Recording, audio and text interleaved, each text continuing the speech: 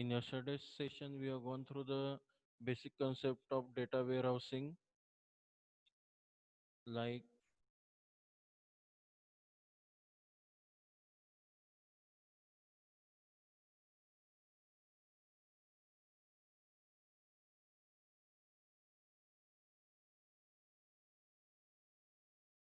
this particular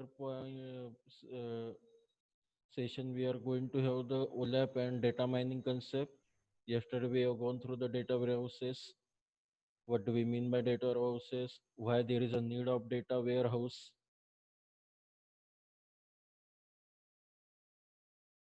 Why there is a need of data warehouse? What is the data warehouse? Then how it plays the major role in the decision support system of any organization, how the data warehouse concept have been evolved since 1970. Then various types of data warehousing concept like subject oriented, integrated, time variant, non volatile consent. We have gone through the subject oriented data warehouse and integrated data warehouse. Time variance means wherein the data is accurate only at a given point of time or over the some time interval. Non-volatile data warehouse, then what are the benefits of data warehouse we have discussed, then the comparison of data warehouse with respect to the OLTP online transaction portal.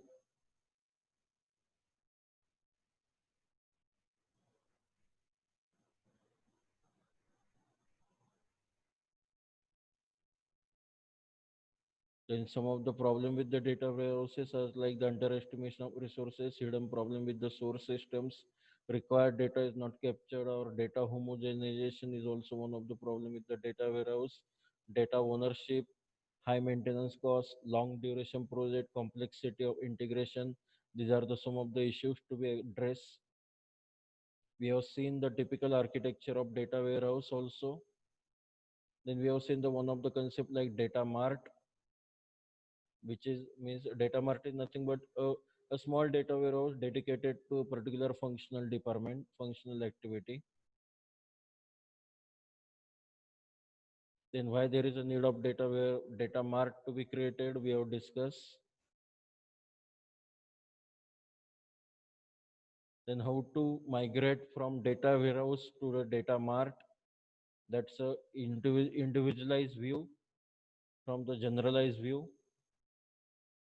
Then we have turned towards the OLAP concept, aggregation, comparison, ranking. These are the some of the channels of the OLAP analysis, visualization, and that's how we can do the online analytical processing and data mining.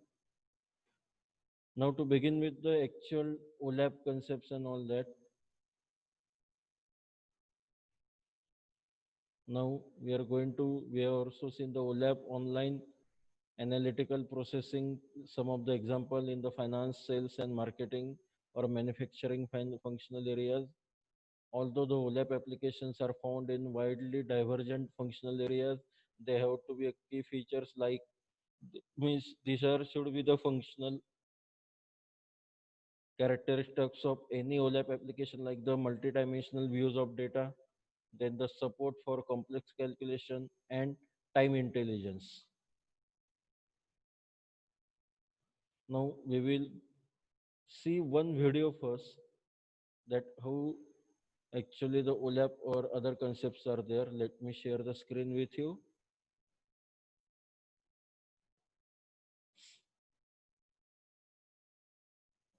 I hope it is visible to you. This is the basic data warehouse architecture. Let's begin with the video. To 5 minute engineering video का topic है data warehouse architecture, जो कि data mining and warehousing इस subject को relate करता है। तो अभी हम लोग देखेंगे कि ये डेटा वेयर हाउस का डिटेल्ड आर्किटेक्चर क्या है with my easiest explanation ever. और यहाँ पे हम लोग शुरुआत करते Now it's in the Hindi language for basically to understand the concept. I have purposely kept video in the Hindi language find out that video. Now these are the some of the operational data, external data. Then there is a load manager. Then the detailed summary metadata. We have seen the one of the data warehouse architecture in the last session. Then the query manager is there. Then the warehouse manager, archive, backup, information. Let's proceed with the video. With the data sources obviously अगर आपको data ware house जिसमें data आता है जहां पे हमारा data store होता है तो उसके लिए हमें पहले तो रॉ डेटा की जरूरत पड़ेगी तो कहां से आएगा डेटा सोर्सेज में आएगा कई सारे डेटा सोर्सेज होते हैं जिनको दो मेजर कैटेगरीज में हम लोगों ने यहाँ पे रख दिए एक तो एक्सटर्नल डेटा और एक ऑपरेशनल डेटा है जिसे हम मेन फ्रेम डेटा भी कह सकते हैं जो कि रिलेशनल डेटाबेस ओरेकल से कहीं से ऑर्गेनाइजेशन से आपको ऑपरेशनल डेटा आता है एंड कई सारी एक्सटर्नल लिंक्स होती है जो कमर्शियल लिंक्स होती है वहां से आपका एक्सटर्नल डेटा भी इंपोर्ट किया जाता है तो अभी चलो यहां तक हम डेटा तक पहुंच गए हमारे पास डेटा सोर्सेज आ चुके हैं अभी इस डेटा सोर्स का क्या किया जाए तो यहां पे आता है हमारा पहला मैनेजर जो कि लोड मैनेजर है तो लोड मैनेजर क्या करता है जितनी भी एक्टिविटीज हैं of loading the data of transforming the data of extracting the data from the of extracting the data from the sources तो जिसे हम ETL भी कह सकते हैं E मतलब extracting the data from the data sources और T मतलब ट्रांसफॉर्मिंग कुछ छोटी बहुत छोटी मोटी ट्रांसफॉर्मेशंस आपका लोड मैनेजर इस डेटा के ऊपर परफॉर्म करता है ताकि उसकी कंसिस्टेंसी और इंटीग्रिटी बनी रहे इसीलिए वो ट्रांसफॉर्मेशन कैरी आउट की जाती है एंड लोडिंग जो that is a basic load manager function he has explained. Now we will move further.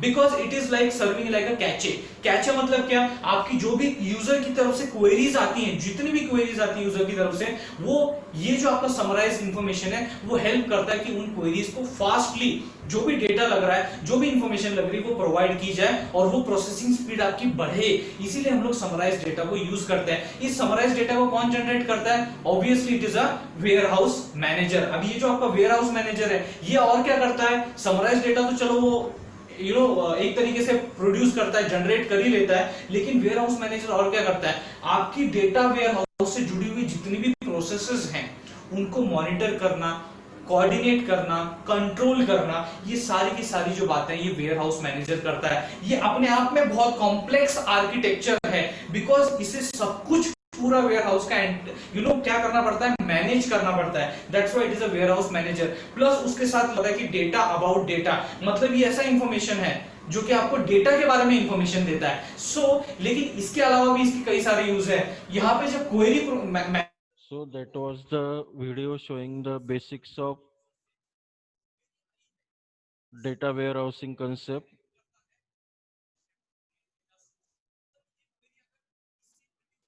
Now we will move further with the second video or our regular PowerPoint presentation.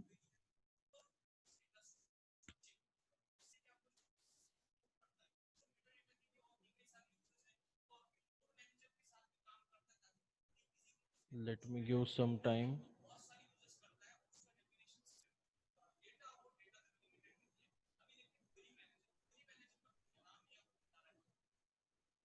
Okay. Now let me share the PDF with you.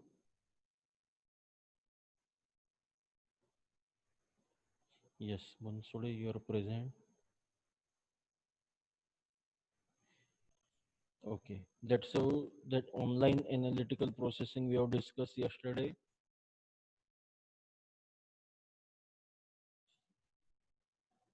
Now, online that OLAP application should have the time intelligence, as we have seen in our video just now. That's the time intelligence should be there. With that should be the key features of the any online analytical processing. That the time hierarchy should not always be used in the same manner as other hierarchies.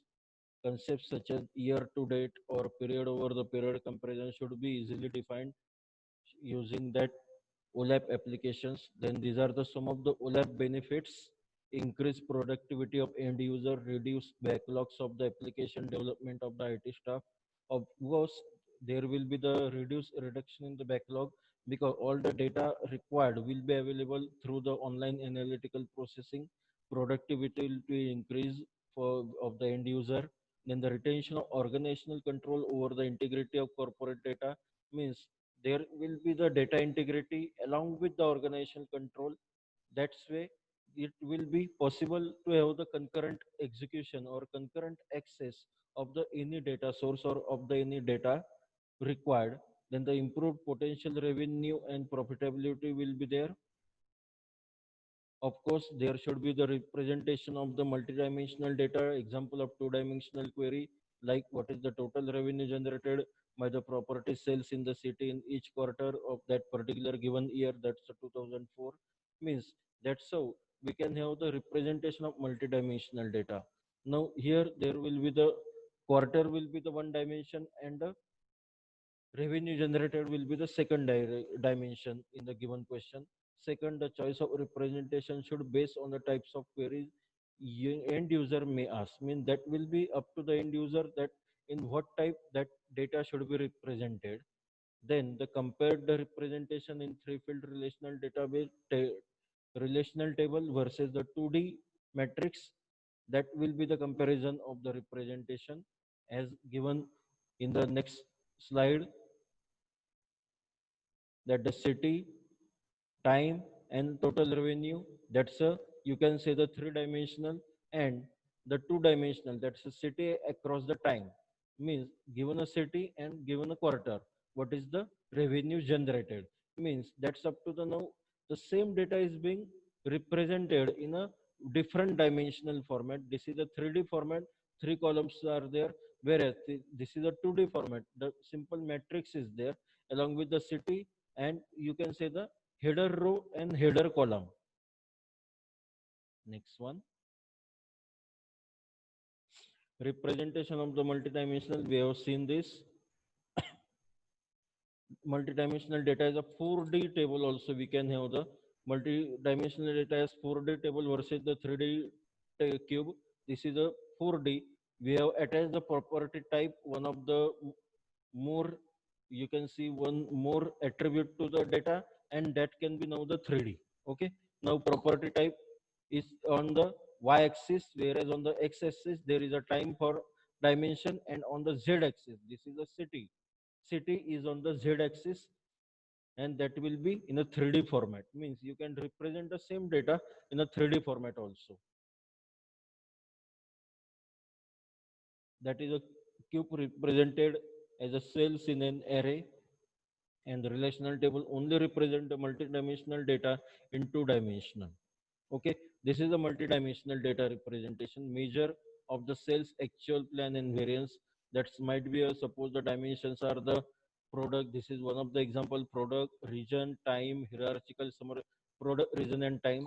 Then we can have the hierarchical summarization parts like product can be industry. Given industry, what are the categories of the product?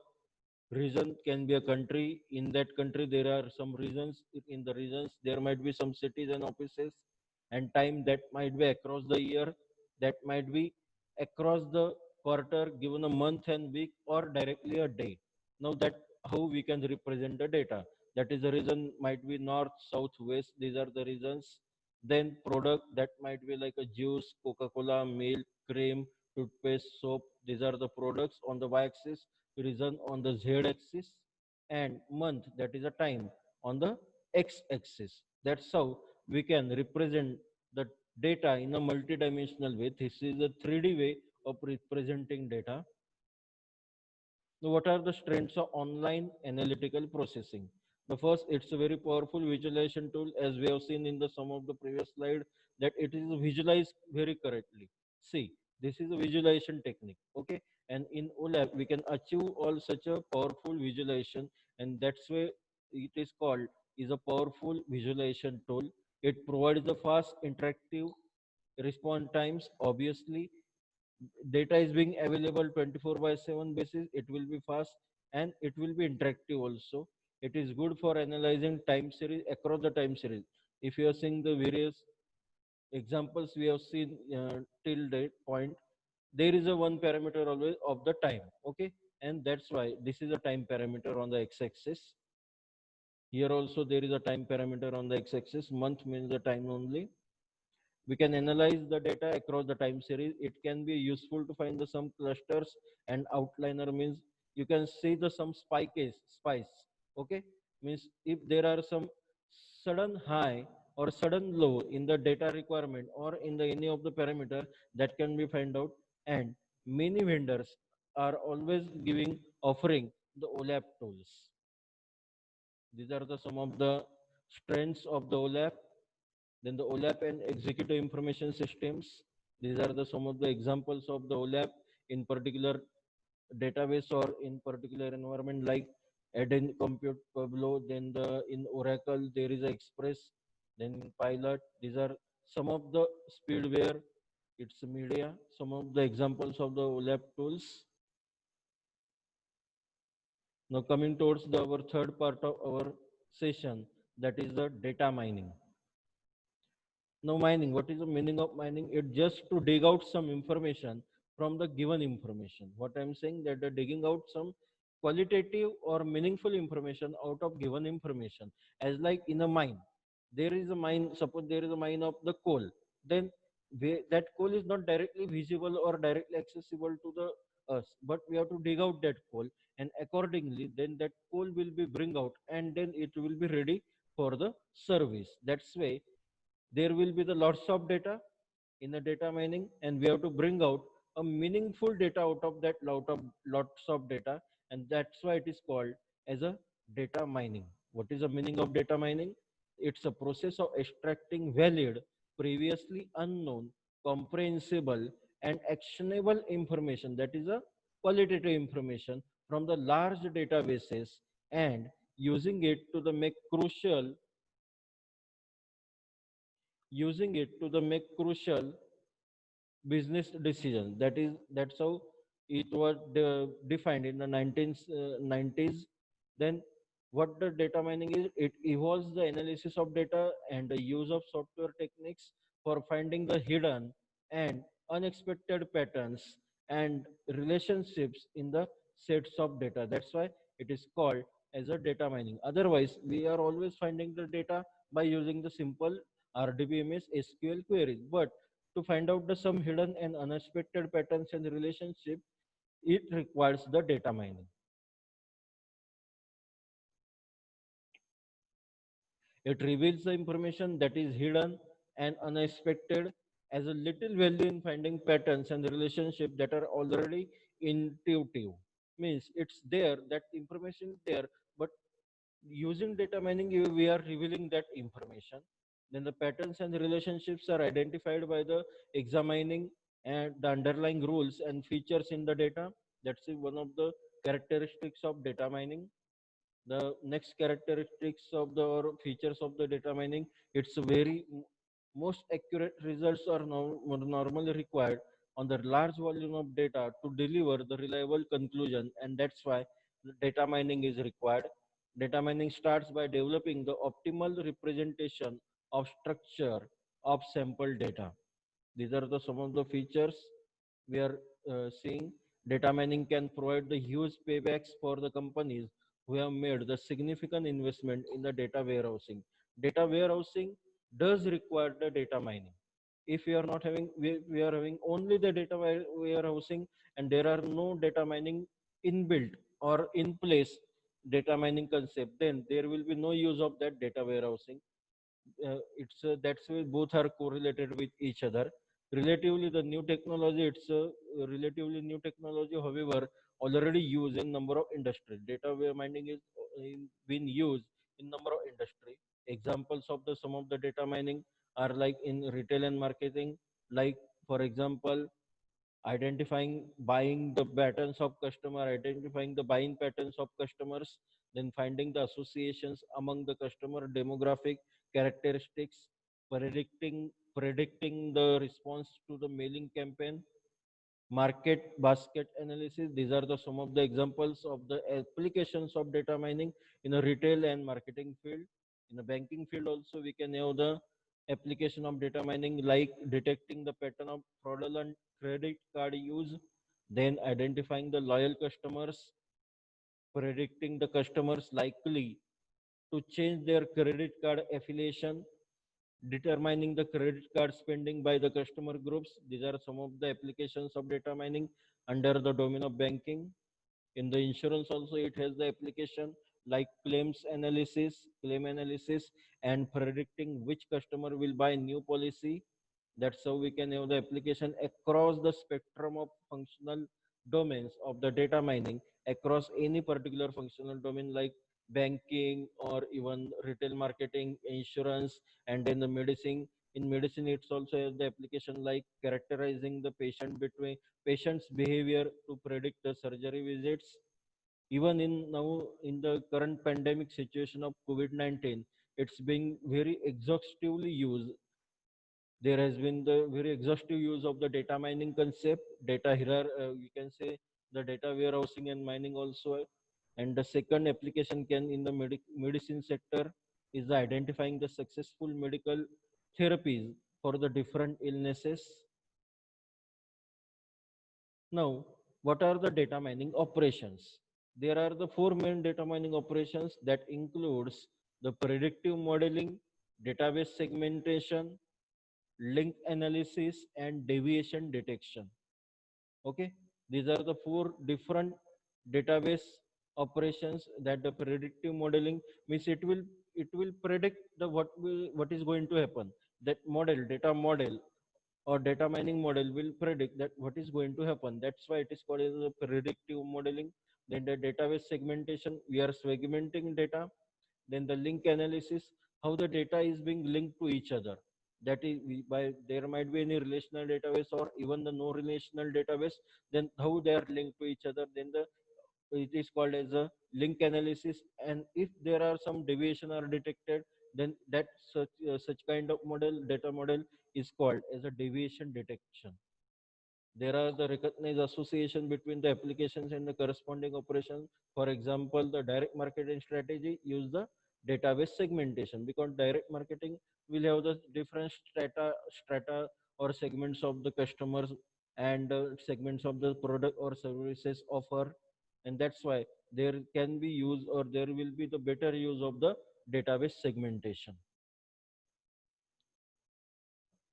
Then the techniques are the specific data mining techniques are their techniques. Data mining technique, what do we mean by that? It's are the specific implementation of data mining operation. The, how the operation has been implemented, then it will be termed under the specific data mining techniques. Each operation has its own strengths and weaknesses. Operation means these are the four applications that each one have its own pros and cons. For example, if suppose we wish to implement the predictive modeling, then we can have the technique like classification or value prediction. For the database segmentation, we can have the technique like demographic clustering or neural clustering. For the link analysis, we can use the technique like association discovery, sequential pattern discovery, similar time sequence discovery. And for the deviation detection purpose, we can have the statistics and visualization techniques. Now, what do we mean by the predictive modeling? It is similar to the human learning experiences, means by having some observations to form the model important characteristics of the some phenomena. Mean as like our we human are learning from the experiences, that data model will learn from the experiences. That is the meaning of predictive modeling. It uses the generalization of real world and ability to fit the new idea into the general framework. That's how it's been implemented. We have seen that implement classification and value prediction being used for the predictive modeling. Then it can analyze the database to determine the essential characteristics model about the data set. Model, that means the predictive model is developed using the supervised learning approach, which has the two phases. The first one, that is a training. That model has to be gone through the training, that's a data training. And the second phase is a data testing. Training builds the model using the large sample of historical data called a training set. That model will be trained across that training set, and training set is nothing but the large sample of historical data. Using that, model is being trained, and then later the model will be tested. And testing involves trying out the model on new previously unseen data to determine its accuracy, physical performance, characteristics, etc. That's how training and testing are the two phases of the predictive model. Then the application of predictive model are in the many field like the customer retention management, credit approval, then the cross selling, direct marketing. These are some of the domain wherein the predictive modeling is being used effectively. Then there are two techniques like we have seen that the classification and value prediction. These are the two techniques using which we can associate the predictive modeling and which are distinguished by the nature of variable being predicted.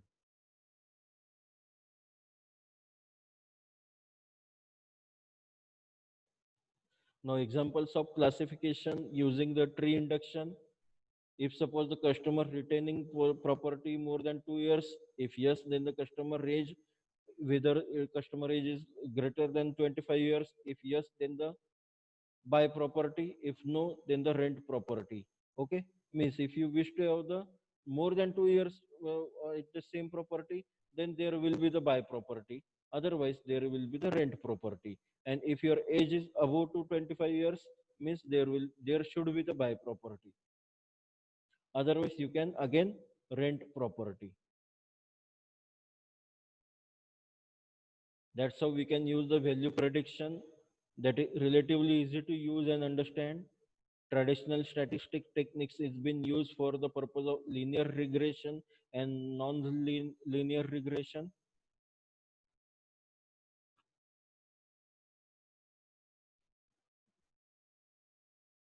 That is, the linear regression attempts to fit the straight line through the plot of data such that the line is best representation of the average of all observations that at that point in the plot.